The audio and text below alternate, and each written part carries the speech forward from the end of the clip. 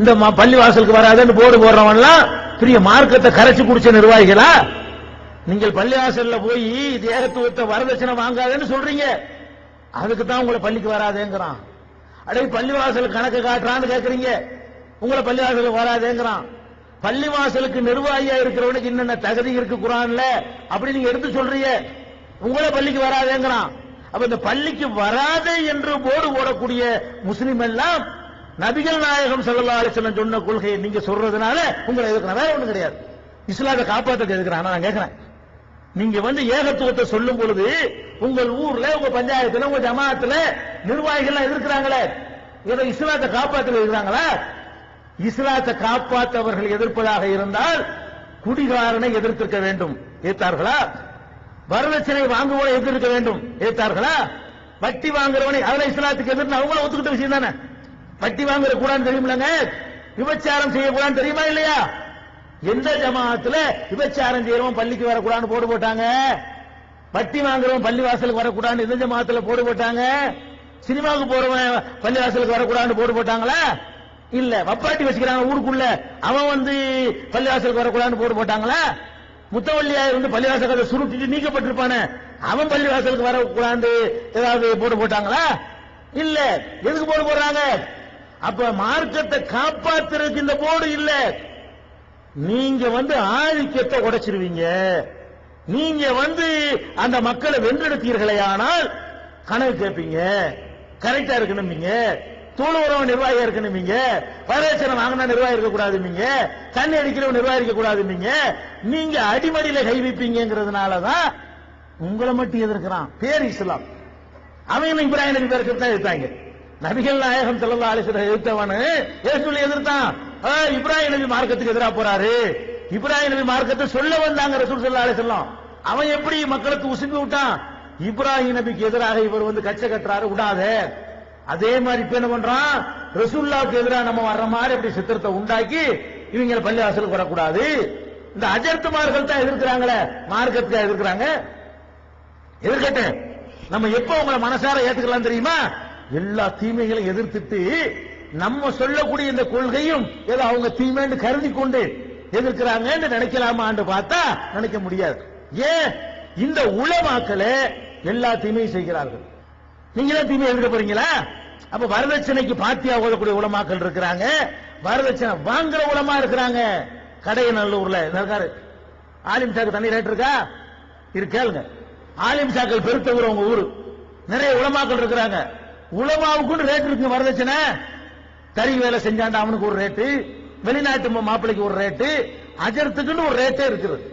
Rate நிர்ணயிச்சுட்டு வாங்குற அளவுக்கு திருநெல்வேலி, மேலப்பாளையம், கடையநல்லூர் என்று உலமாக்கள் இருக்கிறார்கள். அப்ப இந்த உலமா எதிர்க்கிறதா இருந்தாலும் என்னன்னு கேட்டா பாக்குறாங்க, நம்ம என்ன சொன்னாலும் கேட்கறாங்க. இவங்க அதுல ஆதாரங்கள்னு சொல்லி கொடுக்குறாங்க. விட்டு அடிக்கலுமா? அப்புறமேலு தொழுதுரை முடிச்சு பாங்கு சொன்னவன வெளியேறி போயிருவான். தொழுது முடிச்சவனு படுத்துக்குவான் பள்ளியாசல். அவன்லாம் வரலாம் பள்ளியாசலுக்கு.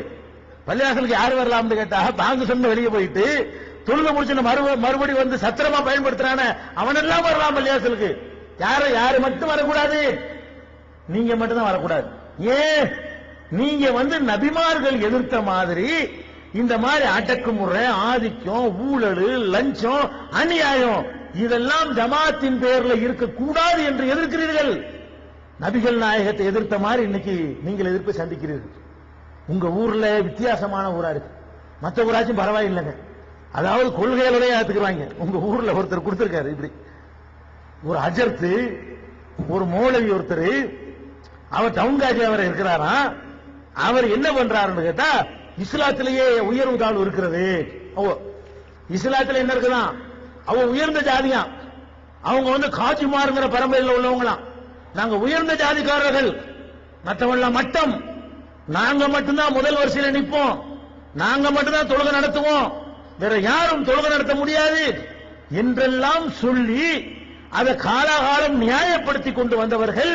அதை மார்க்க ரீதியாக ஆதாரம் காட்டுவதற்காக வேண்டி இஸ்லாத்தில் அது உண்டு, இனங்கிறது வேற, குலம் வேற.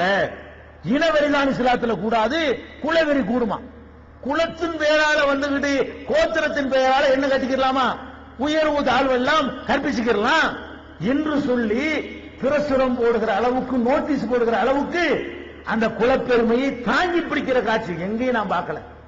உலகத்தில் எந்த நாட்டிலையும் எந்த பள்ளிவாசல்லையும், உலகத்திலே மகா கேடுகட்ட கொள்கை கொண்டிருக்கிறவர்களுடைய பள்ளிவாசல்லையும் இப்படி ஒரு கொடுமை பார்க்கலாம். எப்படி ஒரு கொடுமை?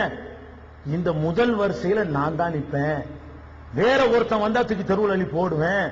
காஜியை சேர்ந்த ஒருத்தர் வரல என்றால் அந்த அவர் வர்ற வரைக்கும் ஒரு மணி நேரமானாலும் முன்னாடி வந்தவன் தொழுகை நடத்த கூடாது, நாங்க மட்டும்தான் இமாமத்து செய்யறதுக்கு தகுதி படைத்தவர்கள் என்று சொல்லுகிற ஒரு பள்ளி உலகத்திலேயே இருக்கிறது என்று சொன்னால் அது மதுரையில் இருக்கிறது. ஜனாதிபதி, இந்தியாவின் குடியரசுத் தலைவர் ஃபக்ருதீன் அலி அகமது, டாக்டர் ஜாகிர் ஹுசேன் குடியரசுத் தலைவர்ங்கிறது அவ்வளவு பெரிய ஒரு பதவியில் இருக்கக்கூடியவர்களுக்கு கூட டெல்லி ஜும்மா மசூதிக்கு பெருநாள் தொழ வந்தார்களேயானால், தாமதமா வந்தார்களேயானால் கொட்டுகிற வெயில்ல தெருவில் நிக்கணும் தின்றார்கள். கொட்டுகிற வெயில்ல வந்தவன் தான் முதல்ல, இரண்டாவது வந்தவன் இரண்டாவது. இங்க பரிவட்டம் கட்டுற வேலை கிடையாது, எந்த பள்ளியிலும் கிடையாது. உலகத்தில் உள்ள எந்த பள்ளி வாசலிலும் முதல்ல வந்தவனுக்கு முதலிடம், பிந்தி வந்தவனுக்கு பிந்திய இடம் என்று இருக்கிறே தவிர இந்த குலத்துக்காரனுக்கு முதலிடம், இந்த குலத்துக்காரனுக்கு இரண்டாவது இடம் சொல்லி உலகத்தில் எந்த பள்ளியிலையும் கிடையாது. நான் என் சொந்த காசை